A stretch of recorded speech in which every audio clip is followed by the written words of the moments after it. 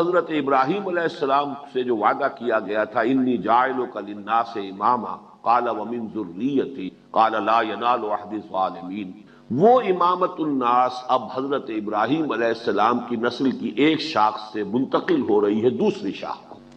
2000 برس تک بنی اسرائیل اس پر فائز ہے۔ جب سے انہیں تورات عطا کی گئی، حضرت موسیٰ علیہ السلام کے دور نبوت و رسالت سے شروع ہو کر اور حضرت محمد صلی اللہ علیہ وسلم کی بعثت تک یہ 2000 برس ہے۔ پورے 2000 برس وہ سابقہ امت مسلمہ بنی اسرائیل اس مقام اور مرتبے پر فائز رہے۔ اب امت محمد صلی اللہ علیہ وسلم جو نبوت و رسالت محمدی کی بنیاد پر وجود میں آئی ہے، اب وہ منصب، وہ مرتبہ اسے منتقل ہو رہا ہے، اور اس امامت کی منتقلی کے لیے بطور علامت ہے تحویل قبلہ، کہ وہ جو قبلہ رہا بیت المقدس یروشلم،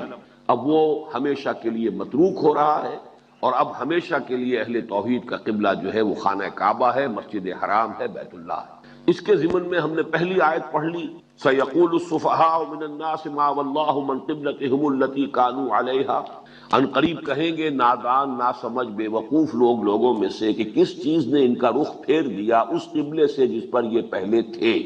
اس لیے کہ حضور نے ہجرت کے بعد 16 مہینے بیت المقدس کی طرف رخ کر کے نماز پڑھی۔ قُلْ لِلَّهِ الْمَشْرِقُ وَالْمَغْرِبُ، کہہ دیجئے مشرق و مغرب سب اللہ کے لیے ہے، یہدی من یشاء الی صراط مستقیم، وہ جس کو چاہتا ہے صراط مستقیم کی ہدایت نصیب فرماتا ہے۔ اس پر مجھے کچھ عرض نہیں کرنا ہے، اس پر ہم تفصیلاً گفتگو کر چکے۔ وَكَذَلِكَ جَعَلْنَاكُمْ أُمَّةً وَسَطًا لِتَكُونُوا شُهَدَاءَ عَلَى النَّاسِ وَيَكُونَ الرَّسُولُ عَلَيْكُمْ شَهِيدًا۔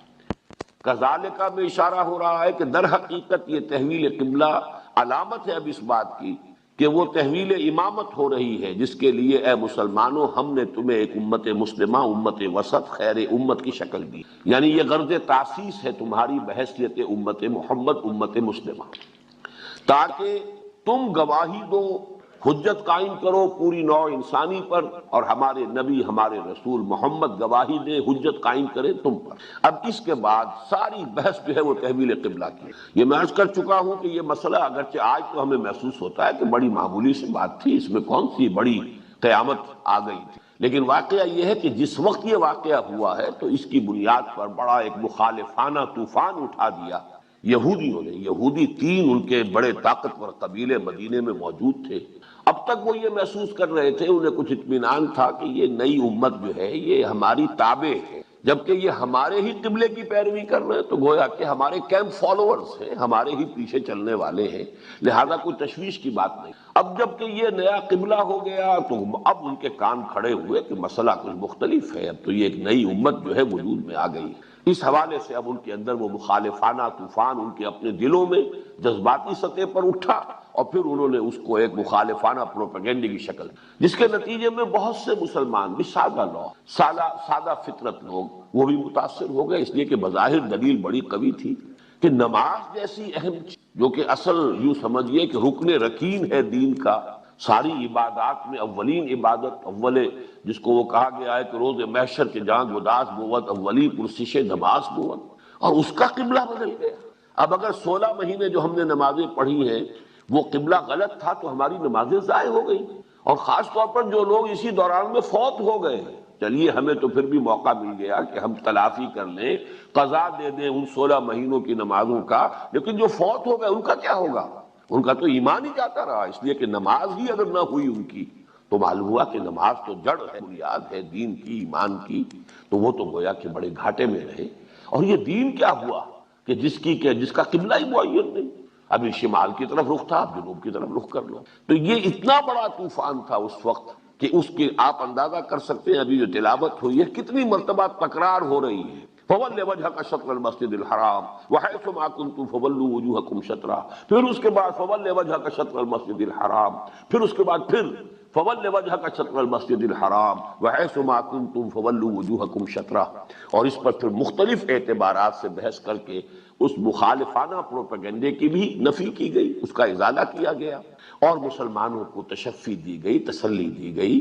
کہ تمہاری یہ ساری تشویش جو ہے یہ بے بنیاد ہے، اس کی کوئی حقیقت نہیں ہے۔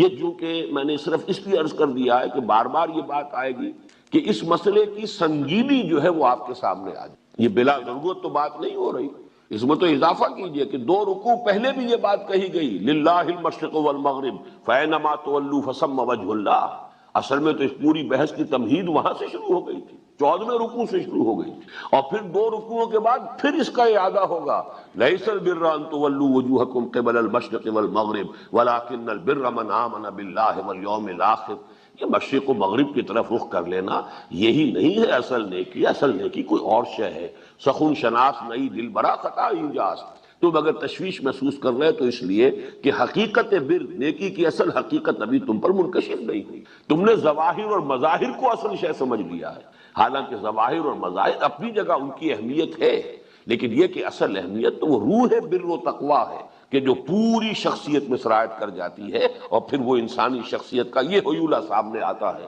جو اس آیت بر میں، جو آیت سورۃ بقرہ کی 177 نمبر کی آیت ہے، ہمارے منتخب نصاب کا دوسرا سبق اس پر مشتمل ہے، وہ پورا ایک انسانی کردار کا حیولہ آ جاتا ہے۔ تو میں اس کی تشبیہ دیا کرتا ہوں کہ جیسے آپ یوں کھڑے ہو جائیں، دونوں ہاتھ اپنے پھیلا لیں، آپ کا پورا جسم درمیان میں، تو یہ ہے در حقیقت وہ 2 رکوع، 17واں رکوع، 18واں رکوع جو ابھی میں نے تلاوت کیا، آپ نے سماعت فرمائے، یہ تو ہے اصل بحث، ان میں تو ہے ہی بحث پوری تحویل قبلہ کی، لیکن یوں ہاتھ کیجئے تو 2 رکوع پیچھے وہ پھر آیت موجود ہے کہ جہاں سے وہ بحث شروع ہوئی تھی، یعنی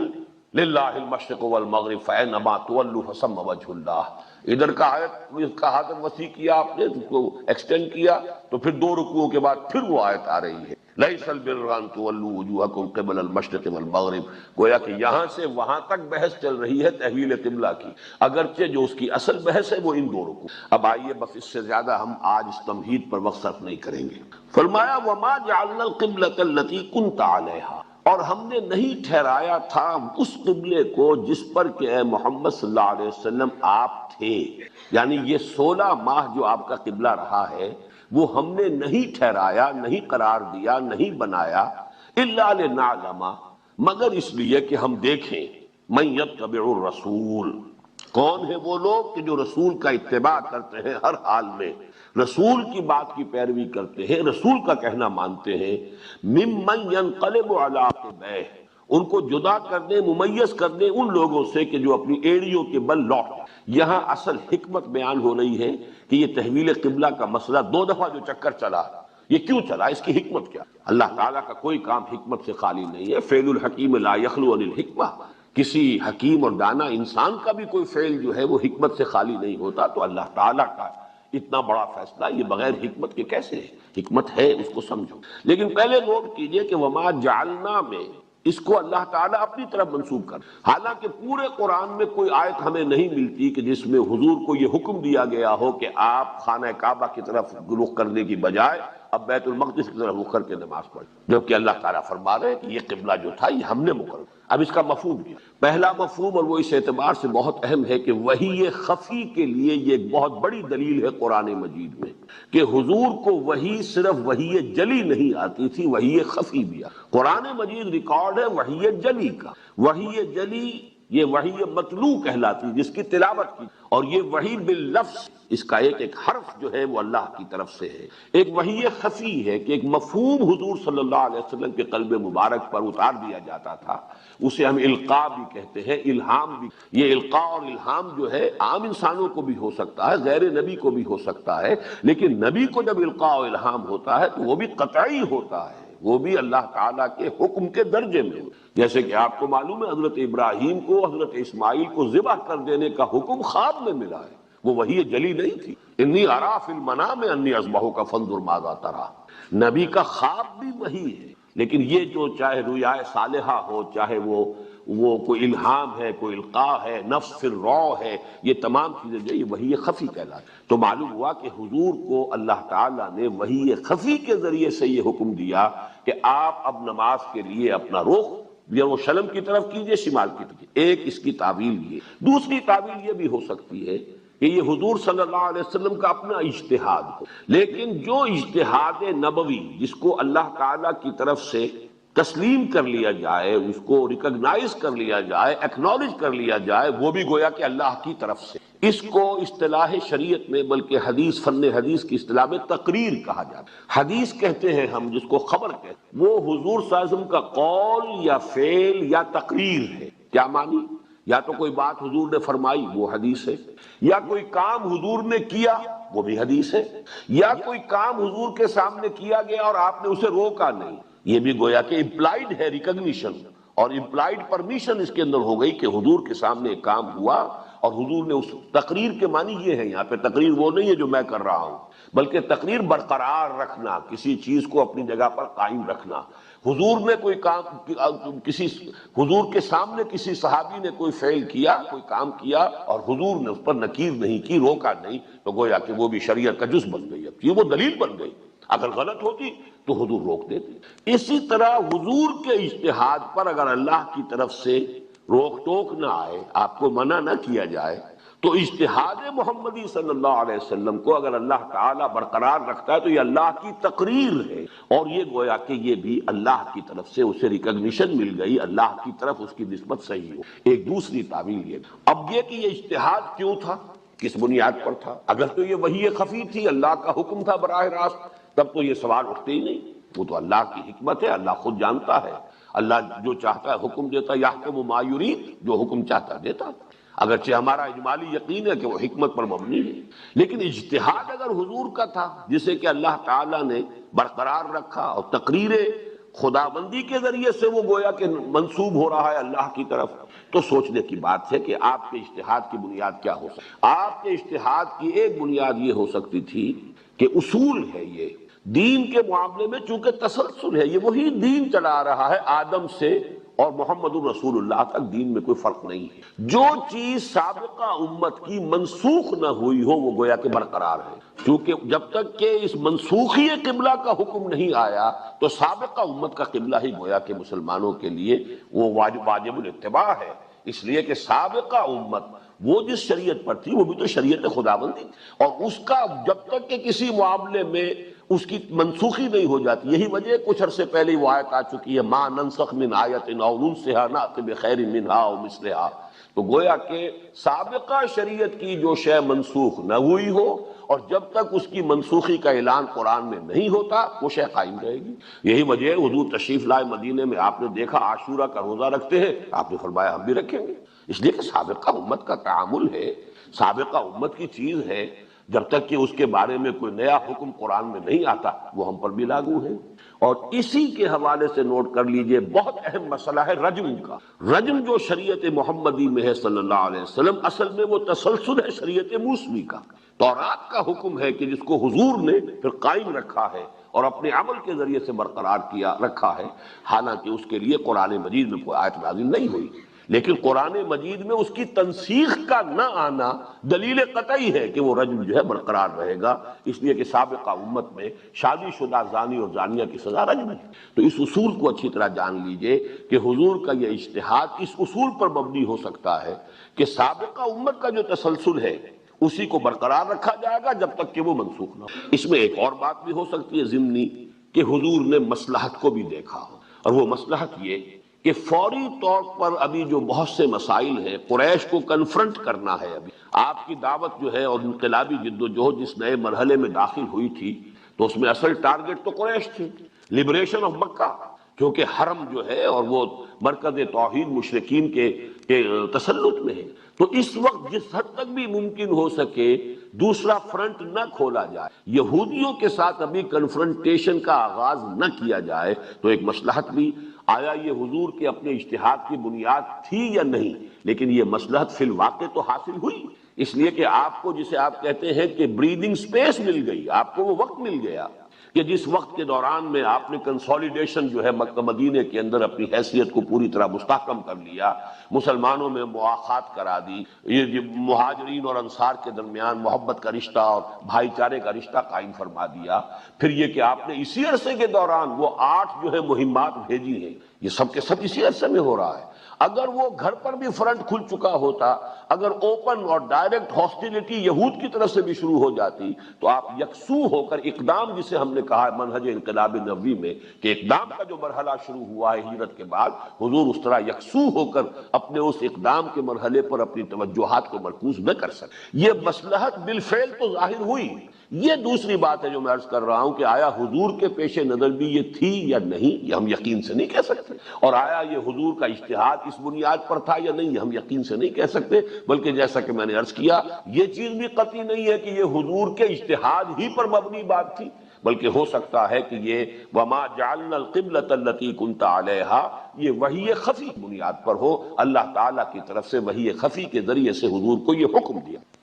بہرحال اب آئیے اگلی بات کی طرف کہ اس کی حکمت کیا تھی۔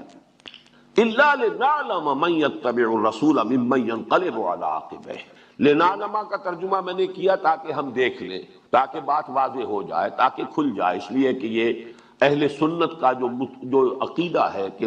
اللہ تعالیٰ کو بدع نہیں ہوتا، یہ بدع کا لفظ استعمال کرتے ہیں اہل تشیع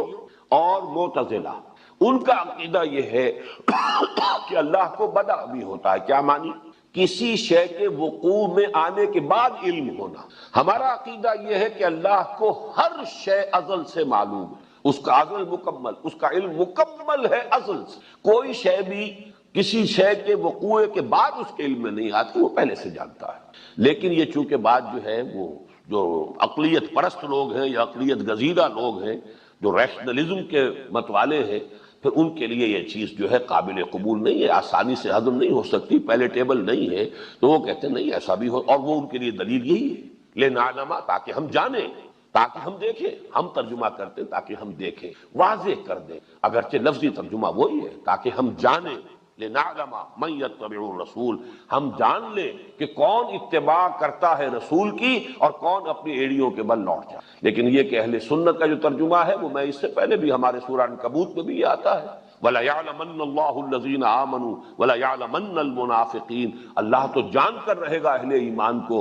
اور اللہ جان کر رہے گا منافقین کو۔ وَلَيَعْلَمَنَّ اللَّهُ الَّذِينَ صَدَقُوا وَلَيَعْلَمَنَّ الْكَاذِبِينَ، اللہ جان کر رہے گا جھوٹوں کو بھی اور اللہ جان کر رہے گا سچوں کو بھی۔ تو گویا کہ اللہ کو پہلے سے معلوم نہیں، یہ ترجمہ ہم نہیں کرتے، ہم اس کی ترجمانی کرتے ہیں کہ اللہ تعالیٰ ظاہر کر دینا، دودھ کا دودھ پانی کا پانی جدا کر دینا، لِيُحِقَّ الْحَقَّ وَيُبْطِلَ الْبَاطِلَ، باطل کا باطل ہونا ثابت ہو جائے، حق کا حق ہونا ثابت، حجت قائم ہو۔ تو یہ یہاں پر بھی ترجمہ کیجئے اِلَّا لِنَعْلَمَ، مگر ہماری حکمت یہ تھی کہ ہم ظاہر کر دیں، کھول دیں، لوگوں پر عیاں کر دیں، من یتبع الرسول ممن ینقلب علی عقبیہ، جدا جدا کر دیں ان لوگوں کو کہ جو رسول کا اتباع کرنے والے ہیں اور ان لوگوں کو کہ جو اپنی ایڑیوں کے بل لوٹ جاتے۔ کیا معاملہ؟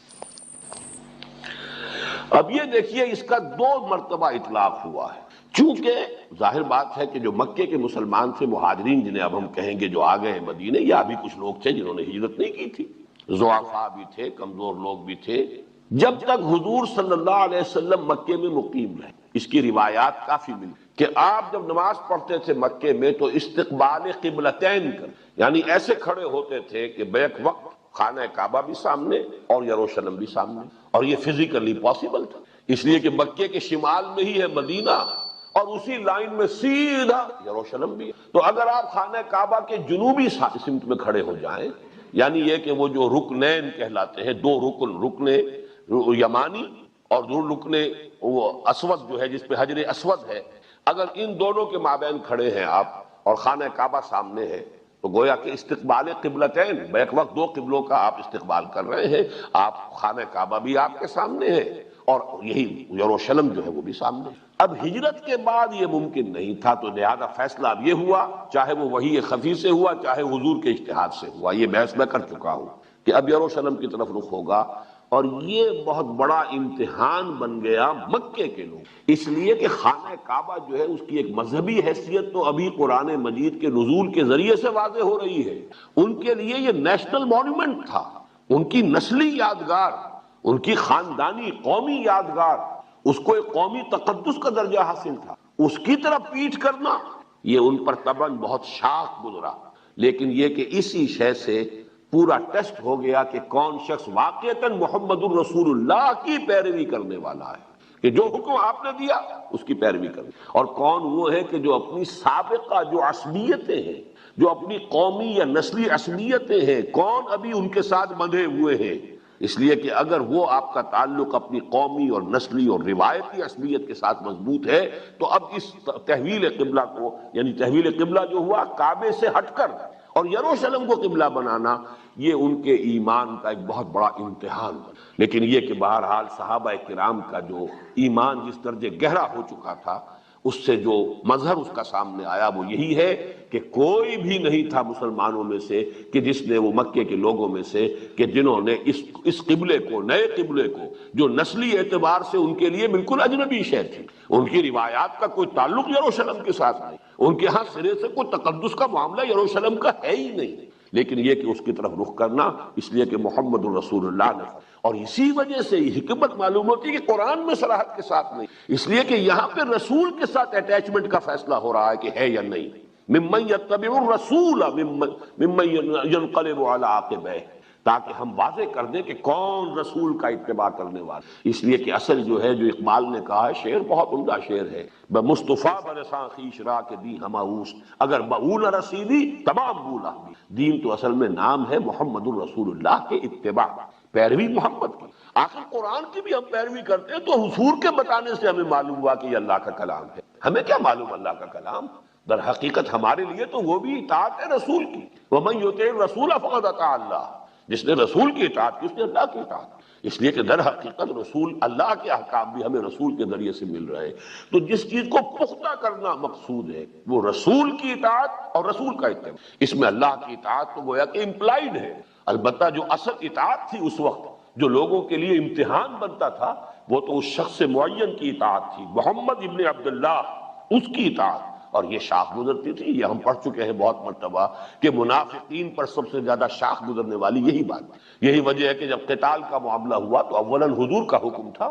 ابھی قرآن مجید میں صریح حکم نہیں آیا تھا، تو انہوں نے کہا کہ کیوں نہیں، اگر یہ قتال کا معاملہ ہے تو کیوں نہیں کوئی صورت نازل ہو جاتی، پھر وہ صورت بھی نازل ہوئی، ان پر حجت آخری قائم کر دی گئی۔ لیکن بہرحال اصل میں جو صاحب ایمان ہے اس کے لیے تو اصل دلیل آپ کا فرمان جو ہے وہ اصل دلیل مستند ہے ان کا فرمایا ہوا۔ حقیقت میں محمد الرسول اللہ دی ہماؤست کا جو معاملہ ہے تو اس کو یہاں سے بھی آپ اخذ کر لیجئے کہ الا لنعلم من یتبع الرسول ممن ینقلب علی عقبیہ، اپنی سابقہ قومی اور اپنی روایتی عصبیت کی وجہ سے وہ ایڑیوں کے بل جو ہے لوٹ جائیں، یہ کیا ہم نہیں پیروی کر سکتے؟ ہم تو ابراہیم کی نسل سے ہیں، ابراہیم کا بنایا ہوا یہ گھر ہے، ہم تو ملت حنیفی پر ہے، ہم نے تو اب تک یہی سمجھا تھا کہ محمد اسی ملت ابراہیمی کی تجدید کے لیے آئے ہیں، یہ ہمارا قبلہ بدلوا رہے ہیں۔ معلوم ہوا کہ نہیں، ایمان اتنا راسخ ہو چکا تھا کہ جو آپ فرمان، جو آپ کا حکم، جو آپ کا فرمان، جب ہم نے مانا آپ اللہ کے رسول، وما ينطق عن الهوى ان هو الا وحی یوحى، تو اس کا لازمی نتیجہ یہ ہے کہ ہم آپ کے ہر قول کو تسلیم کریں، آپ کے ہر فرمان پر لبیک کہیں۔ یہ ایمان کا اصل ٹیسٹ، الا لنعلم من يتبع الرسول ممن ينقلب علی۔ اب جب تحویل ہو رہی ہے تو دوسرا مرتبہ امتحان ہو گیا۔ اب امتحان ہو گیا، فرض کیجئے کوئی یہودی اسلام لے آیا، ایمان لے آیا، فرض کیجئے عبداللہ ابن سلام اس وقت تک ایمان لا چکے ہو، مجھے تحقیق نہیں ہے کہ وہ کس مرحلے پر ایمان لائے، لیکن اگر کوئی یہود میں سے تھے کہ جو ایمان لے آئے تھے، ان کے لیے اب امتحان بن گیا کہ اب وہ یروشلم کی طرف پیچھ کریں، گویا کہ ان کی بھی وہ روایت کا جو معاملہ ہے، ان کی بھی جو عصبیت قومی تھی، اس کے اوپر ضرب لگ رہی ہے کہ اب رخ کرو اس خانہ کعبہ کی طرف جو تاحال تو بتکدہ ہے، 360 بت رکھے ہوئے اس کے اندر، اب تک تو وہ مرکز ہے شرک کا، بت پرستی کا، اس کی جو فیکچول پوزیشن ہے وہ تو یہ ہے، لیکن فرمان محمدی ہے صلی اللہ علیہ وسلم، اور اس کا حکم تو خاص طور پہ اللہ کی طرف سے بھی آ گیا، تو یہ گویا کہ دو طرفہ امتحان بن گیا۔ یہ امتحان لینا اللہ فرما رہے ہیں، یہ حکمت تھی کہ ہم نے کچھ عرصے کے لیے وہ قبلہ درمیانی عرصے کے لیے معین کیا، اور اب اس کی ہم تحویل، وَمَا جَعَلْنَا الْقِبْلَةَ الَّتِي كُنْتَ عَلَيْهَا إِلَّا لِنَعْلَمَ مَن يَتَّبِعُ الرَّسُولَ مِمَّن يَنقَلِبُ عَلَىٰ عَقِبَيْهِ وَإِن كَانَتْ لَكَبِيرَةً، اور یہ ان یہاں پر انا کے معنی میں، اور یقیناً یہ بہت بڑی بات تھی، بہت بڑا امتحان۔ یہ اصل میں بالکل اسی طرح کی بات ہے کہ جب حضرت ابراہیم علیہ السلام نے جب پیشانی کے بل لٹا لیا ہے حضرت اسماعیل علیہ السلام کو، تو جو اللہ تعالیٰ کی طرف سے پھر بات آئی ہے، بس ابراہیم، بس واقع ان ھذا لہو البلاء المبین، یعنی ممتحن کی طرف سے شاباش کا اب اس سے زوردار انداز نہیں ہو سکتا کہ وہی واقعتاً امتحان بڑا کڑا تھا، اے ابراہیم شاباش ہے تمہیں کہ تم اس کڑے امتحان کے اندر بھی پورے اترے۔ ان ھذا لہو البلاء المبین، یعنی یہ کہ ممتحن جو ہے اسے بس کرنی پڑی ہے، جس کا امتحان لیا جا رہا تھا وہ تو اس نے تو اپنے اکلوتے بیٹے کی گردن کے اوپر چھری. حکم کی فرما برداری تو اس کا نام ہے. اذ قال له ربه اسلم قال اسلمت لرب العالمین فلما اسلم وتله للجبین. بالکل وہ بات یہاں کہی جا رہی ہے. یہ امتحان معمولی نہیں تھا. وَإِن كَانَتْ لَكَبِيرَةٌ، یقیناً یہ ایک بہت بڑی بات تھی. الا علی الذین ھدی اللہ، سوائے ان کے کہ جنہوں اللہ نے ہدایت دے. یہاں یہ ہدایت کا لفظ آیا اس معنی میں جو سورہ تغابن میں ہے. وَمَن يُؤْمِن بِاللَّهِ يَهْدِ قَلْبَهُ، جو حقیقتاً ایمان رکھتا ہے اللہ پر، اللہ اس کے دل کو ہدایت دے دیتا ہے. ہدایت کس بات کی؟ تسلیم و رضا کی. سر تسلیم خم ہے یار میں آئے، جو حکم ہے حاضر، یہ ہے ہدایت. تو اللہ ان کانت لکبیرۃ الا علی الذین ھدی اللہ وما کان اللہ لیضیع ایمانکم. اور اے مسلمانوں، اس تشویش میں مبتلا نہ ہو جاؤ کہ جو فوت ہو گئے ان کے ایمان ضائع ہو گئے یا تمہاری 16 مہینہ کی نمازیں ضائع ہو گئی. نہیں، وہ بھی حکم رسول کا تھا. نمازیں ادھر پڑھی، وہ نمازیں بھی پوری ہیں، ان میں کوئی نقص نہیں ہے. اور یہ بھی حکم اب رسول کا اور اللہ کا تمہارے سامنے آ رہا ہے. اب ادھر نماز پڑھو گے تو چونکہ یہی اب حکم ہے، یہ نمازیں بھی صحیح ہیں اور درست ہے، کسی کی کوئی نماز ضائع نہیں. اور نماز کی عظمت کے اعتبار سے نماز کے لیے لفظ ایمان، چونکہ تشویش یہی ہو گئی تھی کہ ہمارا تو ایمان ضائع ہو گیا، خاص طور پر جو فوت ہو گئے اس عرصے کے دوران. چلیے جیسا کہ میں نے عرض کیا، ہمارے لیے تو امکان ہے 16 مہینے کی نمازوں کی بھی قضا دے لیں گے، لیکن یہ کہ جو مر گئے ان کا کیا ہوگا؟ وَمَا كَانَ اللَّهُ لِيُضِيعَ ایمانکم، اللہ کی یہ شان نہیں ہے کہ وہ تمہارے ایمانوں کو ضائع کر دے. ان اللہ بالناس لرؤوف رحیم. یہ بالکل اسی طرح کا انداز ہے جس سورہ مائدہ میں آیت نازل ہوئی ہے. جب شراب کی حرمت کا آخری حکم آیا تو لوگوں کو تشویش ہوئی. اگر ایسی بری شے تھی، حرام مطلق تھی، نجس شے تھی، تو ہم تو اب کسی کو 60 برس ہو گئے پیتے ہوئے، کسی کو 50 برس ہو گئے پیتے ہوئے. تو انہیں یہ احساس ہوا کہ ہمارے تو وجود کے ہر سیل کے اندر شراب داخل ہوئی ہے، یہ نجاست جو ہے اس سے ہم کیسے پاک ہوں گے؟ تو اس تشویش کے ازالے کے لیے وہ آیت نہ کہ کوئی نہیں، لیس علی الذین آمنوا وعملوا الصالحات جناح فیما طعموا. اب تک جو کچھ کھا پی چکے اس میں کوئی جناح نہیں، کوئی ان کے اوپر گناہ نہیں، کوئی ان پر الزام نہیں. جب تک کہ حرمت کا آخری حکم نہیں آیا تھا تم شرابیں پیتے رہے، کوئی حرج کی بات نہیں. لیس علی الذین آمنوا وعملوا الصالحات جناح فیما طعموا اذا ما اتقوا وآمنوا وعملوا الصالحات ثم اتقوا وآمنوا ثم اتقوا واحسنوا واللہ یحب المحسنین. جبکہ وہ مسلسل ایمان کی طرف بڑھتے چلے گئے، جس وقت جو حکم آیا، جو مرحلہ آیا، بصر و چشم حاضر رہے. تو اب یہ جب تک کہ اس حرمت کا حکم آخری نہیں آیا تھا، جو تم نے کھایا پیا ہے، خنزیر کی حرمت کا بھی جب تک حکم نہ آیا ہو، اگر خنزیر بھی کھایا پیا ہے تو اس سے وہ کوئی تمہارے وجود کا جزو لازم نہیں بن گیا، اس لیے کہ وہ اس وقت تک جب تک کہ حرمت کا حکم نہ آیا ہو اس وقت تک وہ حرام ہے ہی نہیں. لہذا کوئی تشویش جو ہے، یہ چنتا جو تمہیں ہو رہی ہے، اس کی کوئی ضرورت نہیں. اس تشویش کو دور کر دو. وہی انداز یہ ہے، وَمَا كَانَ اللَّهُ لِيُضِيعَ ایمانکم ان اللہ بالناس لرؤوف رحیم. اللہ تو انسانوں کے حق میں رؤوف ہے، رحیم ہے. وہ کیسے؟ ایسا معاملہ اس سے کیسے تم توقع کرتے ہو، اندیشہ رکھتے ہو کہ وہ ایسے خلوص کے ساتھ پڑھی ہوئی نمازیں ضائع کر دے گا؟ قد نرى تقلب وجهك في السماء. یہاں کننا کا لفظ محذوف ہے، قد کننا نرا. یہاں قد آیا ہے صرف تاکید کے لیے، اصل میں کننا نرا، ہم دیکھتے رہے تھے. یہ در حقیقت ماضی استمراری کے لیے. قد کننا نرا، ہم یقیناً دیکھتے رہے تھے اے نبی. تقلب وجهك في السماء، آپ کے چہرے کا بار بار آسمان کی طرف اٹھنا. ایک حالت منتظرہ کہتی تھی حضور پر صلی اللہ علیہ وسلم، کب یہ حکم آئے. یہ حالت منتظرہ، یہ آپ کا بار بار وحی کے انتظار میں، یہ آپ کی نگاہوں کا آسمان کی طرف اٹھنا. پہلے تو یہ دیکھیے کہ حضور کے ساتھ خطاب کا کیا انداز ہے، شفقت اور محبت اور عنایت اور التفات جسے کہتے ہیں. قد نرى تقلب وجهك في السماء، ہم دیکھتے رہے یقیناً اے نبی، اے محمد، آپ کے چہرے کا بار بار آسمان کی. فَلَنُوَلِّيَنَّكَ قِبْلَةً تَرْضَاهَا، تو ہم لازماً تحویل کر دیں گے، پھیر دیں گے اس قبلے کی طرف جو آپ کو پسند ہے. فَوَلِّ وَجْهَكَ شَطْرَ الْمَسْجِدِ الْحَرَامِ، تو لو اب پھیر دو اپنے رخ کو مسجد حرام کے رخ پر، اس کی جانب. وَمِنْ حَيْثُ وَحَيْثُ مَا كُنْتُمْ فَوَلُّوا وُجُوهَكُمْ شَطْرَهُ. پہلے چونکہ صیغہ واحد میں حضور سے خطاب تھا، اب یہاں امت مسلمہ کو جمع کے صیغے میں، اور جہاں کہیں بھی اے مسلمانوں تم ہو اسی کی طرف اپنا رخ کیا کرو نماز میں. وَمَا اللَّهُ وَإِنَّ الَّذِينَ أُوتُوا الْكِتَابَ لَيَعْلَمُونَ أَنَّهُ الْحَقُّ مِنْ رَبِّهِمْ وَمَا اللَّهُ بِغَافِلٍ عَمَّا يَعْمَلُونَ. اور جن لوگوں کو کتاب دی گئی تھی وہ خوب جانتے ہیں کہ یہ حق ہے ان کے رب کی طرف سے، اور اللہ غافل نہیں ہے اس سے جو کچھ وہ کر رہے ہیں۔ اب یہاں بھی جو ایک مسئلہ ہے وہ یہ کہ حضور کیوں منتظر، بار بار کیوں آپ کی نگاہ اٹھ رہے؟ اس کی تعویلات یہ ہو سکتی ہیں کہ ایک تو بر بنائے طبع، حضور کو بھی جو کعبے کے ساتھ محبت تھی، جب ہجرت کے لیے روانگی کے وقت جو ہے آپ لپٹے ہیں کعبے کے ساتھ، آپ نے فرمایا اے کعبہ مجھے تجھ سے بڑی محبت ہے، لیکن کیا کروں یہاں کے لوگ مجھے رہنے نہیں دے، تو آپ پر شاخ گزر رہی تھی یہ کعبے کی مفارقت۔ تو اب یہ کہ وہ آپ کی محبت طبعی محبت، یہ طبعی محبت نسلی بھی ہو سکتی ہے، آخر طبع انسانی ہے۔ اگر ایک آپ کے شیر خوار بچے کا عالم نزع جو تھا اس کے اندر آپ کی آنکھوں سے آنسو آ گئے تھے تو یہ کوئی منافی نہیں ہے، یہ طبع بشری ہے، یہ ایک فطرت انسانی ہے۔ تو خود اس کے ساتھ وہ ایک محبت، پھر یہ محبت اس علم کی بنیاد پر بھی کہ آپ کو معلوم ہے، یہ ہو سکتا ہے کہ پورا کا پورا معاملہ، جیسا کہ ہم جو ہے جانتے ہیں کہ انبیاء کے علم کا معاملہ جو ہے وہ ہمارے محدود پیمانوں سے اس کو ناپا تولا نہیں جا سکتا، حضور کے علم میں ہو کہ اصل یہی ہے اور تحویل ہونی ہے، بس صرف ایک انتظار کی کیفیت ہے۔ تو یہ دونوں چیزیں، دونوں امکانات موجود ہیں کہ جس کی بنا پر بار بار آپ کی نگاہ اٹھتی تھی کہ کب وہ حکم آئے، کب فیصلہ آئے، کب اللہ کی طرف سے آیات نازل ہو اور ہم اپنا رخ جو ہے مسجد حرام کی طرف کر دیں۔ قد نرى تقلب وجهك في السماء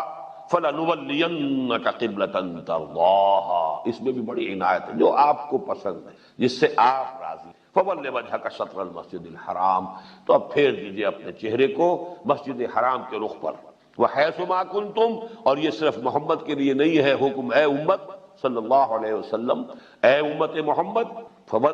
حیث ما کنتم فولوا وجوہکم شطرہ، اب یہ مستقل ہے ابد الآباد کے لیے، جہاں کہیں بھی تم ہو، مشرق میں ہو، مغرب میں ہو، شمال میں ہو، جنوب میں ہو، ایشیا میں ہو، یورپ میں ہو، امریکہ میں ہو، کہیں ہو، اپنا رخ تمہیں کرنا ہے اسی مسجد حرام کی۔ وَإِنَّ الَّذِينَ أُوتُوا الْكِتَابَ لَيَعْلَمُونَ أَنَّهُ الْحَقُّ مِنْ رَبِّهِمْ، اس پر میں بار بار حوالہ دے چکا ہوں، مولانا فرائی رحمۃ اللہ علیہ کی کتاب الرأی الصحیح فی من هو الذبیح، اور جس کا ترجمہ کیا مولانا اصلاحی صاحب نے، ذبیح کون ہے کے عنوان سے وہ چھپی تھی کتاب، اب بھی کہیں مل سکتی ہے۔ اس میں ثابت کر دیا ہے کہ تورات سے بھی یہی پتہ چلتا ہے کہ اصل قدیم قبلہ یہی ہے۔ قرآن تو صراحت سے کہتا ہے ان اول بیت وضع للناس للذی ببکۃ مبارکا وہدی للعالمین، تو پہلا گھر ہے جو، لہذا ہمیشہ سے قبلہ وہی ہے، قبلہ اول وہی ہے۔ یہ ہمارے ہاں قبلہ اول جو ہے کہہ دیا جاتا ہے کبھی مسجد اقصیٰ کو، یہ بات غلط ہے۔ مسجد اقصیٰ کہہ لیجئے، یروشلم کہہ لیجئے، جو بھی ہیکل سلیمانی کہیے، ٹیمپل آف سولومن، اس کی تو تعبیر ہوئی ہے حضرت ابراہیم علیہ السلام کے بعد کم سے کم 600 سال کے بعد۔ تو یہ تو معاملہ یوں سمجھیے کہ بہت ہی بعد کی شے ہے۔ تو حضرت ابراہیم بھی معمار ثانی ہے اس کعبے کے، یہ کعبہ کا تو میں نے جیسا کہ وضاحت سے عرض کر چکا ہوں، حضرت آدم اور حضرت شیس وہ باپ بیٹا در حقیقت اس کے اصل معمار اول ہے، حضرت ابراہیم اور حضرت اسماعیل یہ باپ بیٹا اس کے معمار ثانی ہے۔ تو یہ کہ اہل کتاب اس سے واقف ہے، ان کے علماء جانتے تھے، وہ جب وہ اپنا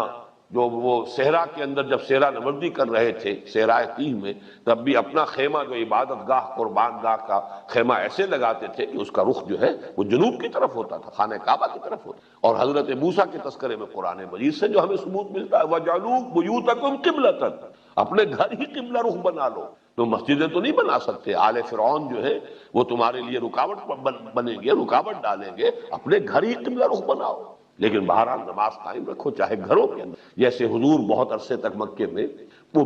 دار ارقم کے اندر نماز ادا کرتے رہے باجماعت مسلمانوں کے ساتھ، خانہ کعبہ میں آ کے نماز ادا کرنا ممکن نہیں تھا۔ بہرحال اس کو ذہن میں رکھیے کہ یہ لوگ خوب جانتے ہیں کہ یہ حق ہے، انہ الحق من ربہم وما اللہ بغافل عما یعملون، یعنی یہ جو مخالفانہ پروپیگنڈا کر رہے ہیں، جو طوفان انہوں نے اٹھا دیا ہے، اللہ کو خوب معلوم ہے، وہ بھی جانتے ہیں کہ اصل حقیقت یہی ہے، اصل قبلہ یہی ہے، قدیم قبلہ یہی ہے۔ یہ تو عارضی تھا ایک قبلہ کے جو بنا تھا یروشلم کا، لیکن یہ کہ یہ اب اگر وہ اس کی مخالفت کر رہے ہیں، جانتے بوجھتے کر رہے ہیں، تو اللہ تعالیٰ ان کی ان تمام حرکتوں سے ناواقف نہیں۔ وَلَئِنْ أَتَيْتَ الَّذِينَ أُوتُوا الْكِتَابَ بِكُلِّ آیَةٍ مَا تَبِعُوا قِبْلَتَكَ، اور اے نبی چاہے آپ تمام دلائل پیش کر دیں ان اہل کتاب کو جن کو کتاب دی گئی، تمام نشانیاں پیش کر دیں، یہ آپ کے قبلے کی پیروی کرنے والے نہیں۔ یہ ہم پہلے بھی پڑھ چکے ہیں، آیت آ چکی ہے، لن ترضى عنك اليهود ولا النصارى حتى تتبع ملتهم،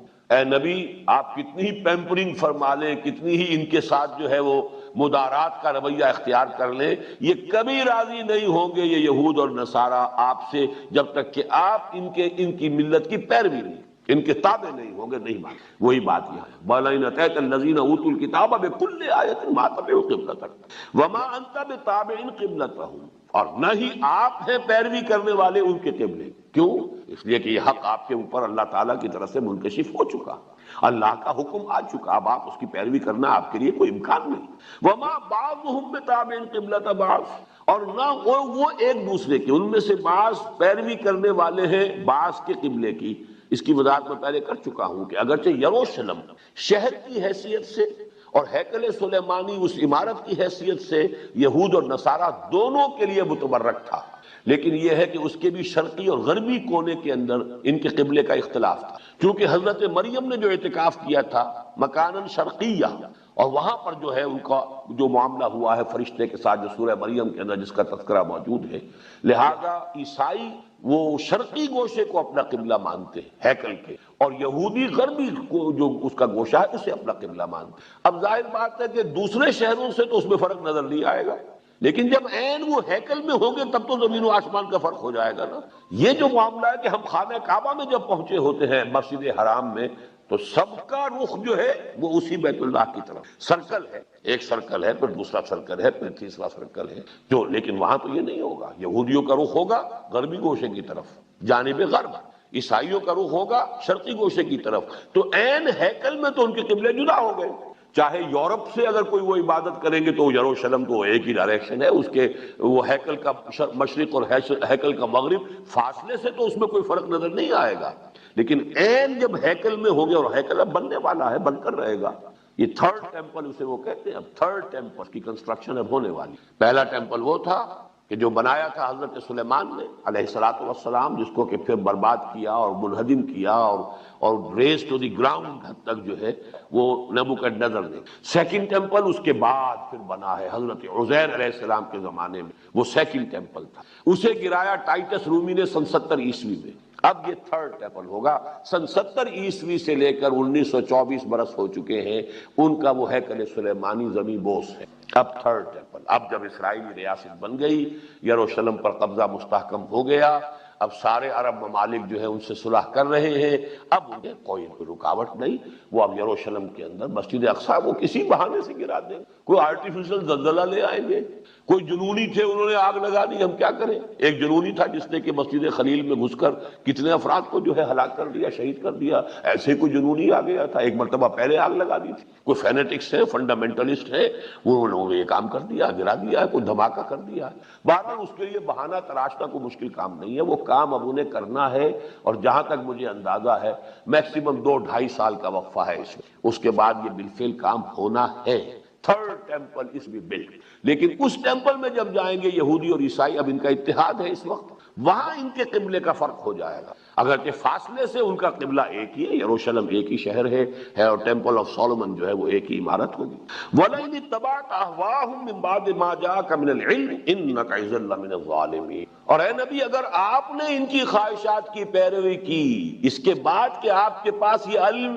العلم آ گیا ہے، ہمارا حکم آ گیا ہے، اب اگر آپ صرف ان کو راضی کرنے کے لیے، وہ جو میں نے عرض کیا کہ عین ممکن ہے کہ مصلحت حضور کے سامنے یہ رہی ہو، اور آپ کا اجتہاد اگر یہ تھا تو اس کا ایک امکانی جو ہے اس اجتہاد کی بنیاد یہ ہو سکتی ہے کہ یہودیوں کے ساتھ معاملہ ابھی ایسا کیا جائے کہ کوئی ڈائریکٹ کنفرنٹیشن ان سے شروع نہ ہو، اب اس کو پس منظر میں رکھیے۔ وَلَئِنِ اتَّبَعْتَ أَهْوَاءَهُم مِّن بَعْدِ مَا جَاءَكَ مِنَ الْعِلْمِ، اے نبی اگر آپ نے پیروی کی ان کی خواہشات کی اس کے بعد کہ جب کہ یہ العلم آپ کے پاس پہنچ چکا ہے، إِنَّكَ إِذًا لَّمِنَ الظَّالِمِينَ، تو پھر آپ خود ظالم ہو جائیں گے، معاذ اللہ،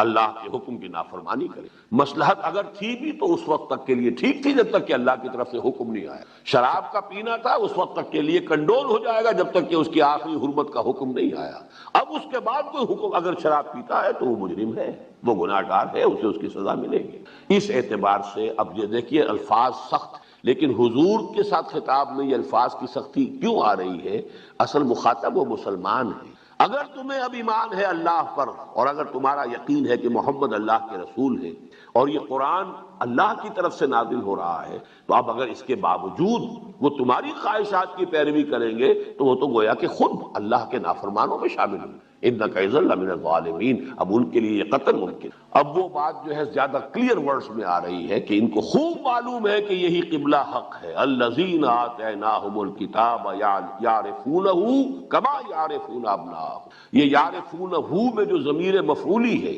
پہچانتے ہیں اس کو، اس کا رخ حضور کی ذات کی طرف بھی ہو سکتا ہے کہ آپ کو پہچانتے ہیں کہ آپ اللہ کے نبی ہیں۔ اس کا رخ جو ہے قرآن کی طرف بھی ہو سکتا ہے کہ جانتے ہیں کہ قرآن حق ہے۔ اور یہاں پر چونکہ یہ سیاق و سباق میں قبلے کی بات آ رہی ہے، یہ اس قبلے کی طرف بھی ہو سکتا ہے کہ ان لوگوں کے علم میں ہے۔ اور یہ میں پہلے بیان کر چکا ہوں کہ الذین آتیناہم جب آتا ہے، جبکہ یہ معروف کے صیغے میں آتا ہے، تو جو ان کے اچھے لوگ ہیں، جو ان کے حق پسند لوگ ہیں، جو ان میں بہتر لوگ تھے نسبتاً، ان کی طرف اشارہ ہو۔ اور جب الذین اوتوا الکتاب مجہول کا صیغہ ہوتا ہے تو جو ان کے اشرار تھے، جو ان کے فساق و فجار تھے، جو کہ حق کے پہچاننے کے اندر کوتاہی کر رہے تھے، وہ ان کی طرف اشارہ ہوتا ہے۔ مقام ضم میں جب ہوگا تو مجہول میں ہوگا الذین اوتوا الکتاب، جو کتاب دیے گئے۔ مقام بدہ میں کہیں مقام آئے گا تو وہ معروف میں آئے گا الذین آتیناہم الکتاب، وہ لوگ جنہیں ہم نے کتاب عطا فرمائی ہے۔ لَيَعْلَمُونَ أَنَّهُ الْحَقُّ مِن رَبِّهِمْ، لام یہاں پر تاکید کے لیے ہے، خوب پہچانتے ہیں۔ يَعْرِفُونَهُ كَمَا يَعْرِفُونَ أَبْنَاءَهُمْ، ایسے پہچانتے ہیں اس کو جیسے کہ اپنے بیٹوں کو پہچانتے ہیں۔ وَإِنَّ فَرِيقًا مِّنْهُمْ لَيَكْتُمُونَ الْحَقَّ وَهُمْ يَعْلَمُونَ، لیکن ان میں سے بھی ایک گروہ ہے ایسا کہ جو جانتے بوجھتے حق کو چھپا رہا ہے۔ الحق من ربک فلا تکونن من الممترین، لیکن اب یہ حق آ گیا ہے اے مسلمانوں یا اے نبی آپ کے رب کی، تو ہرگز ہرگز مت بنیے اس میں کوئی بھی شک کرنے۔ ظاہر بات ہے کہ محمد الرسول اللہ صلی اللہ علیہ وسلم کو کسی شک کا کوئی امکان نہیں، لیکن خطاب یہاں بظاہر حضور سے حقیقت میں ان مسلمانوں سے ہو رہا ہے جن کو کہ اس تحویل قبلہ پر تشویش پیدا ہو گئی۔ وَلِكُلٍّ وِجْهَةٌ هُوَ مُوَلِّيهَا، اب یہاں پھر قبلے کی جو بنیادی حکمت ہے اس کے پر گفتگو ہو رہی ہے۔ ہر ایک کے لیے کوئی ہدف ہوتا ہے، وجہ چہرہ نظر کیا جائے، جدھر رخ اختیار کیا جائے، ہوا مولیہا، وہ اسی کی پیروی کرنے والا ہے، اسی کا اتباع کرنے والا ہے۔ گویا کہ یہ کہ ہر امت کے لیے ایک مرکز، جیسے کہ اب یہ یہود کے لیے یروشلم ہے، یہ اے مسلمانوں قبلہ اہل توحید ہے وہ یہ خانہ کعبہ ہے۔ لیکن یہاں سے بات کا رخ بڑے مانوی انداز کے اندر، جو مانوی حقیقت ہے اس کی طرف پھیرا جا رہا ہے۔ فاستبقوا الخیرات، یعنی جیسے کہ کہیں دوڑ لگتی ہے تو کوئی نشان مقرر کر لیا جاتا ہے کہ وہاں تک پہنچنا ہے، جو پہلے جا کر ہاتھ لگا دے گا وہ جیت گیا۔ تو استباق کہتے ہیں دوڑنا، ایک دوسرے سے آگے نکل، سبقہ آگے نکل جاتا۔ استباق باب افتعال ہو گیا اور اس میں مقابلہ۔ تو مسلمانوں تم دوڑ لگاؤ نیکیوں کی طرف، نیکی جو ہے وہ تمہارا ہدف بن جائے، تم ایک دوسرے سے آگے نکلو، ایک دوسرے سے آگے نکلنے کی کوشش کرو، لیکن تمہارا یہ مقابلہ، تمہاری یہ مسابقت جو ہے وہ دنیا کے لیے نہ ہو، مال و دولت کے لیے نہ ہو، یہ وہ مانوی حقیقت کی طرف کہ تمہارا رخ مانند تو ہونا چاہیے خیرات، حسنات، نیکیوں کی طرف۔ باقی یہ کہ ایک مادی اور ظاہری بھی قبلہ ہوتا ہے وہ اب تمہارے لیے طے ہو چکا، اور الوحی الہی نے اس کے لیے فیصلہ کر دیا ہمیشہ کے لیے، وہ خانہ کعبہ ہے۔ البتہ تمہارا مانوی قبلہ وہ تو نیکیاں، بھلائیاں، حسنات، تقوی، بر، یہ ہے جو در حقیقت تمہارا اصل قبلہ ہے، جس کی طرف کہ تمہیں دوڑ لگانی ہے، جس کی طرف بڑھنے میں ایک دوسرے سے مسابقت کرو اور مقابلہ کرو۔ اینما تکونوا یأتی بکم اللہ جمیعا، اور پھر جہاں کہیں بھی تم ہوگے اللہ تعالیٰ تم سب کو لے آئے گا، جمع کر دے گا۔ وہ یوم الحشر جو ہے وہ آ کر، ذالک یوم التغابن، وہ جو ہار اور جیت کے فیصلے کا دن ہے، کون جیتا کون ہارا، کون پیچھے رہ گیا، کون آگے نکل گیا،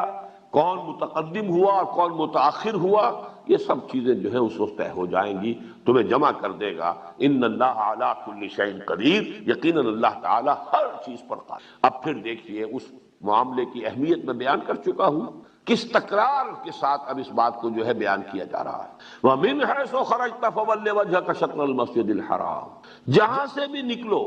یعنی یہ جو قبلہ ہے یہ سفر اور حضر دونوں کا ہے، کہیں سفر میں ہو تو بھی یہی ہے۔ من حیث خرجت فول وجهک شطر المسجد الحرام، جہاں کہیں بھی ہو۔ بہرحال اسی لیے یہ ہمارے ہاں فقہی طور پر لازم ہے، آپ کہیں بھی ہو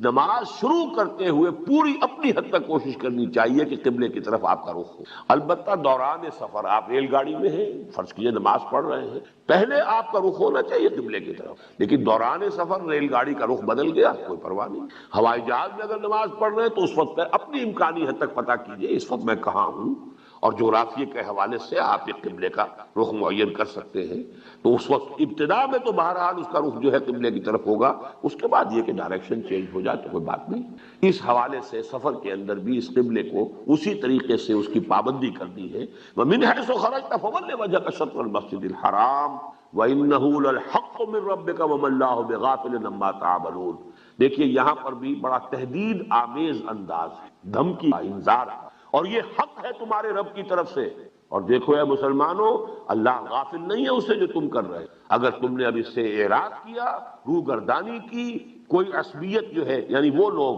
کہ جو مدینے میں ایمان لائے تھے ان میں بس یہودی، تو ان کے دلوں میں تو عظمت ہے، پوری طریقے سے محبت اور عظمت ہے، وہ یروشلم کی ہے، لیکن جو مسلمان بھی جو اوس اور خزرج کے لوگ ان کے زیر اثر تھے، کیونکہ وہ کلچر کے اعتبار سے، ثقافت کے اعتبار سے انہی کے تابع تھے، ان میں سے بھی بہت سے لوگ ہو سکتے ہیں کہ جنہیں یہ شاق گزر رہا ہو۔ اب ان کا تحدید آمیز انداز ہے، ابتدا میں صیغہ واحد کا، گویا کہ حضور سے گفتگو ہو رہی ہے، لیکن ظاہر بات ہے کہ حضور کے لیے تو اس کا کوئی امکان ہی نہیں، دونوں اعتبارات سے۔ ایک طرف آپ اللہ کے نبی ہیں، اللہ کا ہر حکم جو ہے انا اول المسلمین، دوسری طرف یہ کہ آپ کو تو طبعاً ظاہر بات ہے کہ خانہ کعبہ سے محبت ہے، لہذا یہاں اس کا کوئی امکان ہی نہیں کہ کسی بھی درجے میں تحویل قبلہ آپ پر شاق گزرے، بلکہ آپ تو اس کے منتظر تھے۔ قد نرى تقلب وجهك في السماء فلنولينك قبلة ترضاها، تو یہاں اصل میں ان کی طرف اشارہ ہے۔ وَمَا اللَّهُ بِغَافِلٍ عَمَّا تَعْمَلُونَ، اے مسلمانوں، جیسا کہ پہلے آیا تھا یہود کے بارے میں، وَمَا اللَّهُ بِغَافِلٍ عَمَّا يَعْمَلُونَ، وہاں یعملون تھا صیغہ غائب کا، اور یہاں آ گیا وَمَا اللَّهُ بِغَافِلٍ عَمَّا تَعْمَلُونَ۔ اب یہاں مسلمانوں سے خطاب ہے۔ اگر کسی درجے میں کسی مسلمان کو یہ گراں گزر رہا تھا، یہ فیصلہ اللہ کا، یہ تحویل قبلہ جو ہے شاق گزر رہا تھا، تو گویا کہ ان کو تہدید کے انداز میں، دھمکی کے انداز میں، وَمَا اللَّهُ بِغَافِلٍ عَمَّا تَعْمَلُونَ، جو کچھ تم کر رہے ہو اللہ اس سے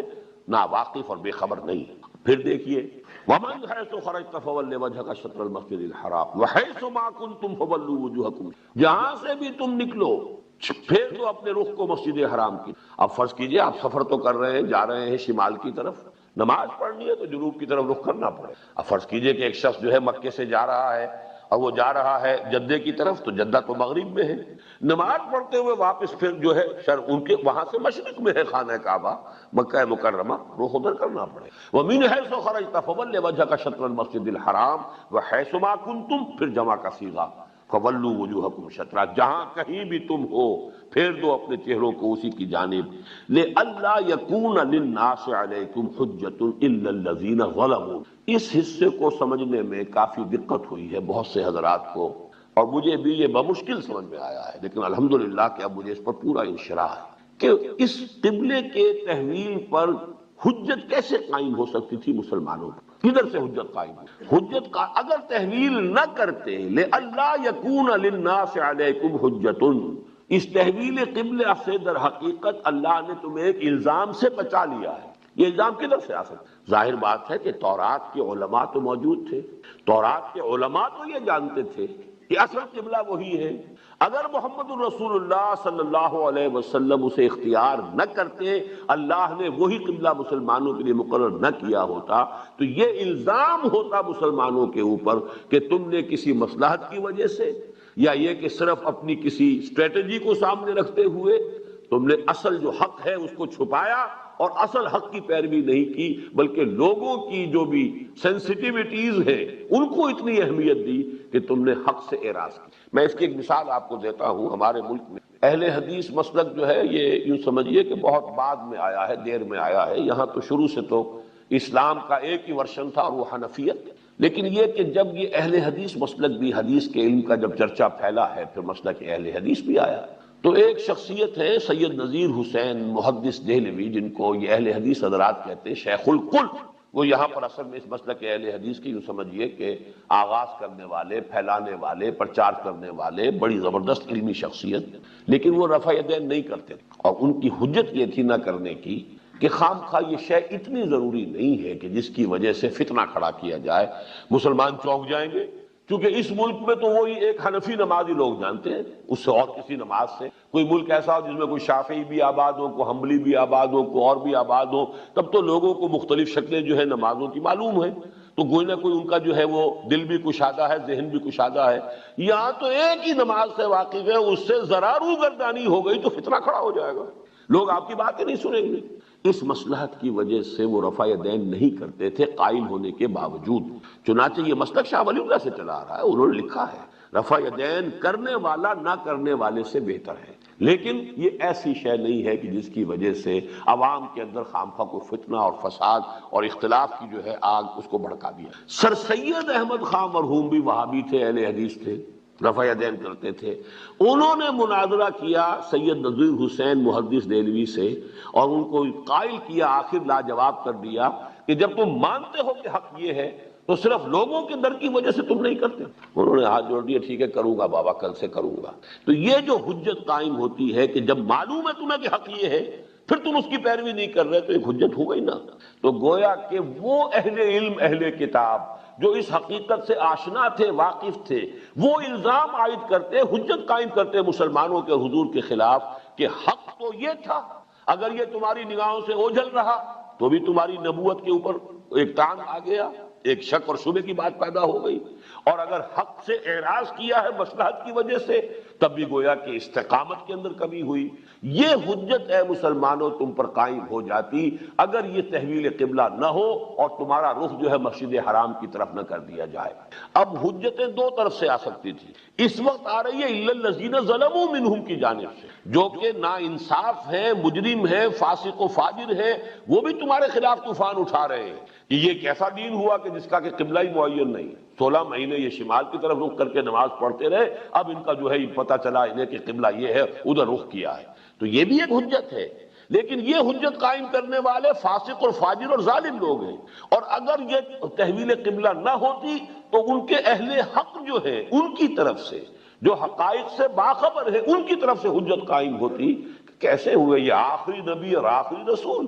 اور ان پر بھی یہ بات منکشف نہیں ہوئی، اور انہوں نے بھی اصل حقیقت کی طرف جو ہے وہ لوگوں کو جو ہے وہ متوجہ نہیں کیا۔ یہ گویا کہ تان ہوتا تم پر، تمہارے خلاف اور نبوت محمدی کے خلاف ان لوگوں کا کہ جو حقیقت سے آگاہ ہے۔ لے اللہ، یہ ہم نے حکم اس لیے دیا، قبلے کی یہ تحویل اس لیے کر دی، لے اللہ یکون للناس علیکم حجت، تاکہ لوگوں کو تمہارے خلاف کوئی حجت ان کو باقی نہ رہے، تم پر اعتراض کرنے کے لیے کوئی بنیاد ان کے پاس باقی نہ رہے۔ الا الذین ظلموا منہم، ہاں رہ گئے دوسرے لوگ جو ظالم ہیں، فاسق ہیں، فاجر ہیں، اور وہ بے پرکی اڑانے والے ہیں، جن کا کوئی اعتماد نہیں، جن کی کوئی ثقافت نہیں، جن کا کوئی جو ہے معاشرے کے اندر بھی ظاہر بات ہے کہ لوگ جانتے ہیں کہ کون کیا ہے، ان کی بات کی پرواہ نہ کرو، ان باتوں کو تو نظر انداز۔ تو اب وہ جو ظالم ہیں کہ لوگ فاسق اور فاجر ہیں، ان سے مسلمانوں تم بالکل نہ گھبراؤ، مت ڈرو، بخشونی، خشیت اختیار کرو میری، خوف ہونا چاہیے میری پکڑ کا، میرے محاسبے۔ وَلِأُتِمَّ نِعْمَتِي عَلَيْكُمْ، اور یہ در حقیقت تحویل قبلہ اب اس اتمام نعمت کے لیے ہے جو تم پر ہونا۔ تمہیں اب یہ یہاں گویا کہ جو ابتدا میں مضمون آیا تھا کہ یہ تحویل قبلہ علامت ہے تحویل امامت کی، جس منصب امامت پر نسل ابراہیمی کی وہ شاخ فائز رہی ہے 2000 برس تک، در حقیقت تحویل قبلہ اس بات کی علامت ہے کہ اب اس منصب پر تم فائز کیے جا رہے ہو، تمہارا یہ جو مرکز ہے روحانی اور دینی وہ اب اہل توحید کا ہمیشہ کے لیے اب یہ ہے کہ جو مرکز ہوگا اور قبلہ رہے گا، اور یہ در حقیقت وَلِأُتِمَّ نِعْمَتِي عَلَيْكُمْ، تاکہ میں اپنی نعمت کا تم پر اتمام، نعمت ہدایت کا اتمام ہو، نور ہدایت جو ہے تم پر کاملتاً اتار دیا جائے، شریعت کی تکمیل ہو جائے، دین کی تکمیل ہو جائے۔ یوں نوٹ کیجئے کہ وہ آیت کے جو پھر نازل ہوئی ہے تقریباً 8 سال بعد، کہ جو سورہ مائدہ میں ہے، اليوم اکملت لکم دینکم واتممت علیکم نعمتی ورضیت لکم الاسلام دینا، آج کے دن میں نے تم پر اپنے دین کی تکمیل کر دی، اپنی نعمت کا اتمام فرما دیا، اب تمہارے لیے ہمیشہ ہمیش کے لیے اسلام کو دین کی حیثیت سے پسند کر لیا، ایکنالج کر لیا، ریکگنائز کر لیا، رضیت لکم الاسلام دین۔ تو یہ اتمام نعمت کے لیے در حقیقت، اور جس منصب پر تم فائز کیے جا رہے ہو ہمیشہ کے لیے، شہادت علی الناس کا وہ فریضہ جو در حقیقت محمد رسول اللہ کا ہے صلی اللہ علیہ وسلم، اس لیے کہ تمام انسانوں کی طرف نبی اور رسول بنا کر بھیجے گئے ہیں محمد صلی اللہ علیہ وسلم۔ لیکن ہماری حکمت یہ ہوئی کہ انہوں نے حجت قائم کر دی تم پر، دین کی تبلیغ کا حق ادا کر دیا تم پر، اپنے قول سے بھی اپنے عمل سے بھی، اور نہ صرف انفرادی بلکہ اجتماعی سطح پر بھی دین کو قائم کر کے اس کا ایک نمونہ جو ہے دکھا دیا۔ اب یہی کام تمہیں کرنا ہے ہمیشہ ہمیش کے لیے، قیامت تک کے لیے، پوری نوع انسانی کے ضمن میں۔ وَلِأُتِمَّ نِعْمَتِي عَلَيْكُمْ وَلَعَلَّكُمْ تَهْتَدُونَ، اور تاکہ تم پورے طور پر ہدایت یافتہ ہو جاؤ۔ کبھی کبھی فعل جو ہے وہ اس کا اپنے انتہائی مفہوم، تاکہ تمہاری ہدایت کامل ہو جائے، تم اپنی اصل منزل مقصود اور منزل مراد تک پہنچ جاؤ۔ اور ہدایت، جیسا کہ میں نے بار بار عرض کیا ہے، ہدایت کوئی راستہ بتا دینا بھی اس کا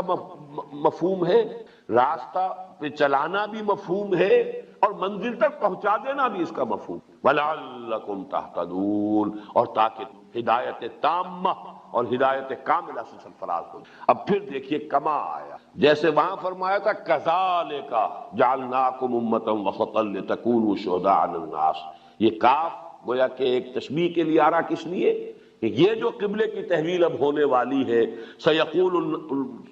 السفہاء من الناس ما ولاھم عن قبلتہم التی کانوا علیہا قل للہ المشرق والمغرب یہدی من یشاء الی صراط مستقیم وکذالک جعلناکم، اس کے ساتھ جوڑ ملائیے کما ارسلنا فی، جیسے کہ ہم نے بھیج دیا ہے تم میں، رسولا منکم، ایک رسول صلی اللہ علیہ وسلم تم ہی میں، یتلو علیکم آیاتنا۔ اب یہ در حقیقت جوڑ ملا لیجئے، یہ چونکہ میں نے 4 رکوعوں کو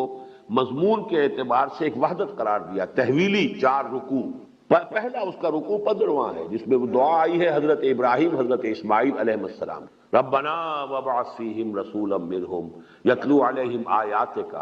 ویعلمہم الکتاب والحکمۃ ویزکی، پروردگار ہماری جو نسل یہاں آباد ہو رہی ہے، پروردگار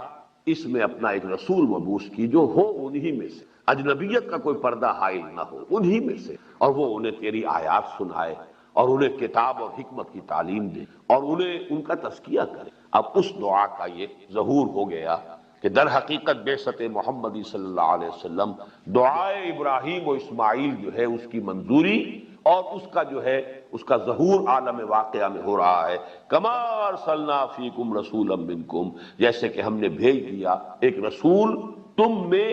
تم ہی میں سے،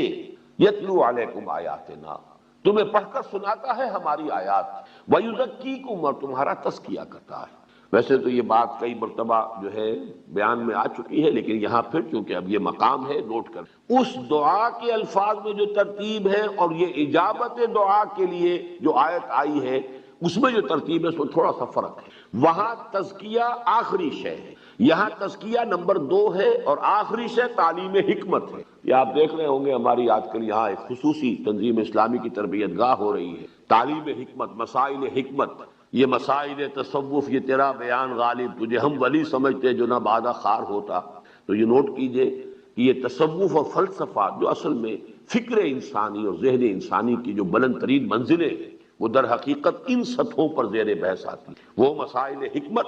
آج ہم خاص طور پر ان دنوں میں ان کے بارے میں کچھ گفتگو کر رہے ہیں۔ تو اصل نوٹ یہ کیجئے کہ 3 جگہ قرآن مجید میں جب یہ مضمون آیا ہے اللہ تعالیٰ کی طرف سے، تو تینوں جگہ پر حکمت آخر میں جیسا کہ یہاں ہے وَيُعَلِّمُهُمُ الْكِتَابَ وَالْحِکْمَةَ، اگرچہ حضرت ابراہیم حضرت اسماعیل نے اس کو آخری شے رکھا ہے تزکیہ، اور یہی بات آج بھی آپ فرق محسوس کریں گے۔ ہمارے ہاں جو عام طور پر تصوف کے حلقے ہیں ان کے ہاں اصل مطلوب و مقصود شے جو ہے وہ تزکیہ ہے، جبکہ اصل میں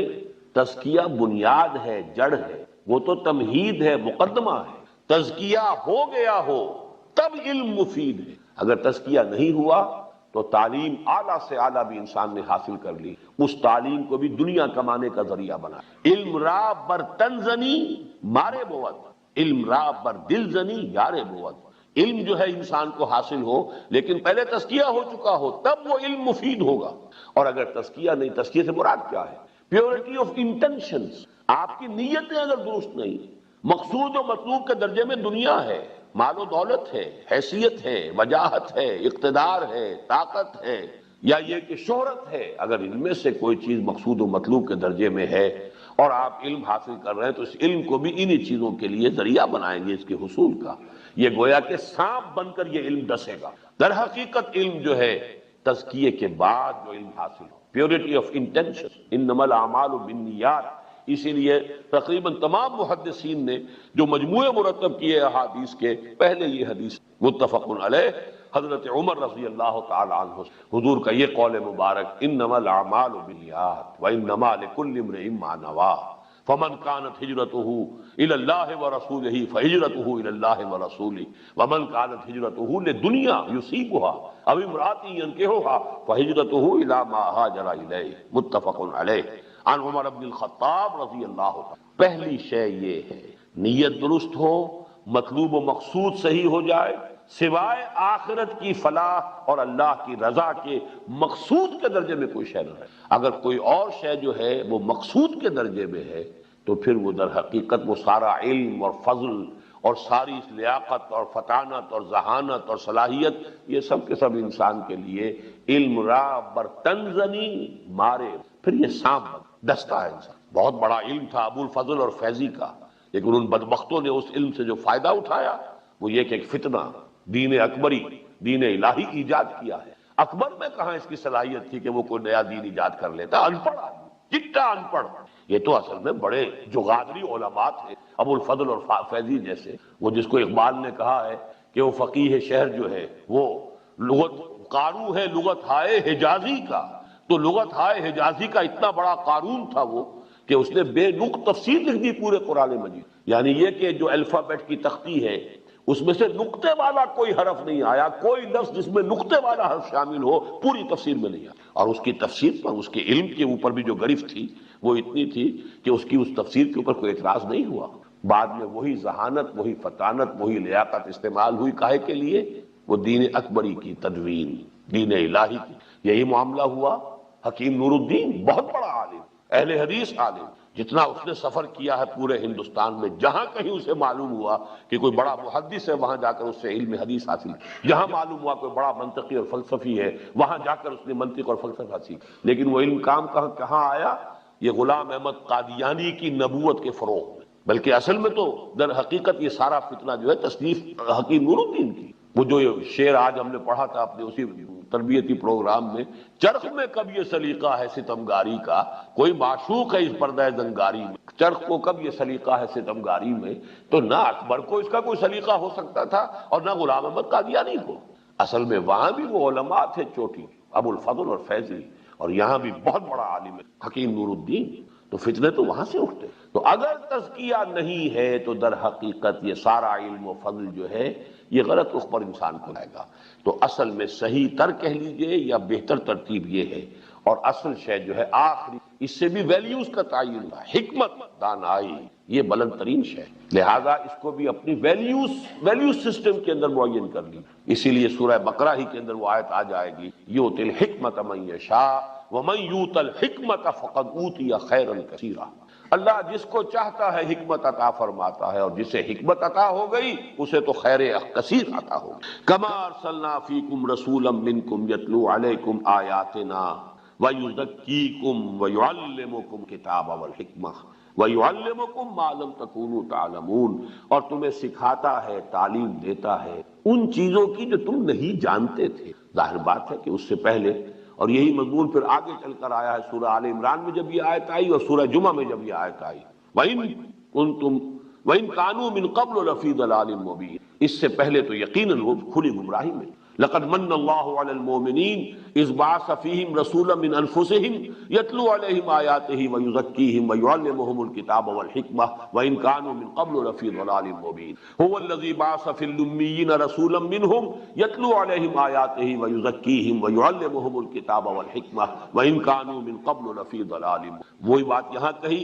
وَيُعَلِّمُكُم مَّا لَمْ تَكُونُوا تَعْلَمُونَ فَاذْكُرُونِي أَذْكُرْكُم. دیکھیے یہ اگر ذرا سا بھی کلام کا کچھ تھوڑا سا اسلوب کا کی انڈرسٹینڈنگ ہو جائے، یہ در حقیقت خاتمہ کلام کا انداز ہے۔ کسی بحث کو کلوز کیا جا رہا ہو، کہیں آ کر کسی چیز کو آخر میں اس بحث کو ختم کیا جا رہا ہو، فَاذْكُرُونِي أَذْكُرْكُمْ، یہ خاتمہ کلام ہے۔ بس تم مجھے یاد رکھو، میں تمہیں یاد رکھوں۔ بہت اہم بات ہے۔ یہ جو مذاکرہ باہمی ہے، تذاکر باہمی ہے، یہ در حقیقت اہم ہے اس اعتبار سے کہ یہ بائی لیٹرل ریلیشن شپ جو ہے اللہ کے اور بندے کے مابین، اس کا ایک عظیم مظہر یہ بھی، تم اللہ کی طرف آؤ گے اللہ تمہاری طرف آئے گا، تم اللہ سے اعراض کر لو گے اللہ بھی اپنی عنایتیں اور شفقتیں تمہاری تم سے وہ دور کر دے گا، اپنا رخ پھیر لے گا۔ تم توبہ کرو گے پلٹو گے اللہ بھی رجوع کرے، تم معصیت سے توبہ کرو گے تواب، کل بنی آدم توابون خطاؤن وخیر الخطائین التوابون، اور اللہ بھی ان اللہ تواب الرحیم، وہ بھی تواب تم بھی تواب۔ تمہاری توبہ کیا ہے؟ معصیت سے، غفلت سے، فسق سے، فجور سے تم نے توبہ کی، رجوع کیا۔ اللہ کی توبہ کیا ہے؟ اس نے اپنی عنایت اور شفقت کا رخ تم سے پھیر دیا تھا، اب پھر وہ اپنی شفقت اور عنایت اور رحمت کے ساتھ تمہاری طرف متوجہ ہو گئے۔ تم مجھے یاد کرو میں تمہیں یاد کروں گا، تم میری مدد کرو میں تمہاری مدد کروں گا۔ ان تنصروا اللہ ینصرکم ویثبت اقدامکم، اگر تم اللہ کی مدد کرو گے تو اللہ تمہاری مدد کرے۔ وَلَيَنصُرَنَّ اللَّهُ مَن يَنصُرُهُ، یقیناً اللہ مدد کرے گا اس کی جو اس کی مدد کرے۔ فَاذْكُرُونِي أَذْكُرْكُمْ، اور حدیث میں تو الفاظ یہ آئے ہیں، میرا بندہ اگر مجھے اپنے دل میں یاد کرتا ہے میں بھی اس کو اپنے جی میں یاد کرتا ہوں، اور میرا بندہ اگر میرا تذکرہ، میرا ذکر کسی محفل میں کرتا ہے تو میں اس کا ذکر اس سے کہیں بہتر محفل میں کرتا ہوں۔ اللہ کی محفل تو وہی ہے، وہ امیر خسرو کے اشعار میں جو آیا ہے کہ خدا خود میر محفل بود اندر لا بقا خسرو، محمد شمع محفل بود شب جائے کہ من بودم، یہ ملائکہ مقربین کی محفل ہے۔ اگر آپ کسی محفل میں اللہ کا ذکر کر رہے ہیں، اللہ کا تذکرہ کر رہے ہیں، اللہ کی عظمت کا بیان کر رہے ہیں، اللہ کی آیات جو ہے لوگوں کے سامنے کھول کھول کر بیان کر رہے ہیں، اللہ آپ کا ذکر اور آپ کا تذکرہ کرے گا، ملائکہ مقربین